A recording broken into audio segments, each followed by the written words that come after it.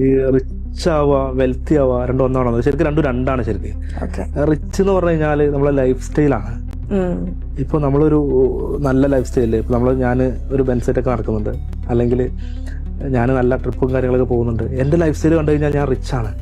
പക്ഷെ ഞാൻ വെൽത്തി ആണെന്ന് ചോദിക്കുമ്പോൾ എന്റെ അസറ്റിലേക്ക് പോകണം. ഇന്ന് ഞാൻ റിച്ച് ആയിട്ട് നടന്നു കഴിഞ്ഞാൽ നാളെ എനിക്ക് ജീവിക്കാൻ പറ്റുന്നുണ്ടെങ്കിലാണ് ശരിക്കും വെൽത്തി എന്ന് പറയാൻ പറ്റുള്ളൂ.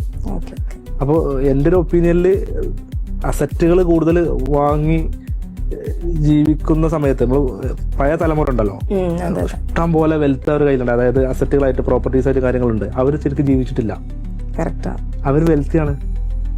ഇപ്പോൾ ഉള്ള തലമുറയുടെ ഒരു പ്രോബ്ലം എന്ന് വെച്ച് കഴിഞ്ഞാൽ റിച്ച് ആണ്, അതായത് കുറെ കാര്യങ്ങളുണ്ട്, കാറും വണ്ടി വല്ല കാര്യങ്ങളുണ്ട്, പക്ഷെ അവർക്ക് ഫ്യൂച്ചറിലേക്കുള്ള സംഭവങ്ങൾ നോക്കുമ്പോൾ അസറ്റുകളൊന്നുമില്ല. റിച്ച് ആണ്. ശരിക്കും ഇത് രണ്ടും വേണമെന്നുള്ളതാണ്. ഒരു വെൽത്തി ആയിട്ടുള്ള ഒരു റിച്ച് ആണ് നമ്മൾ ആവേണ്ടത്. അതായത് നമ്മുടെ കയ്യിൽ അസറ്റും വേണം, നമുക്ക് ലൈഫ് സ്റ്റൈലും.